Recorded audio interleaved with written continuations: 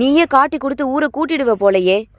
மனுஷன் இருக்கிற கடுப்புல பேசாம இரு, ஒன்னு செய்ய மாட்டேன் என்ற வடிவேலு காமெடி பாணியில் காரில் வந்து ஆடுகளை திருடி சென்ற மர்ம நபர்களின் வீடியோ வைரலாகியுள்ளது.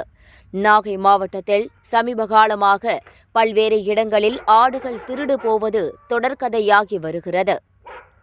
இந்த நிலையில் வேளாங்கண்ணி அடுத்த தெற்கு பொய்கை நல்லூரில் சண்முக பாண்டியன் என்பவரது வீட்டில் கட்டி வைக்கப்பட்டிருந்த ஆடுகளை காரில் வந்து இறங்கிய மர்ம நபர்கள் திருடி சென்றனர்.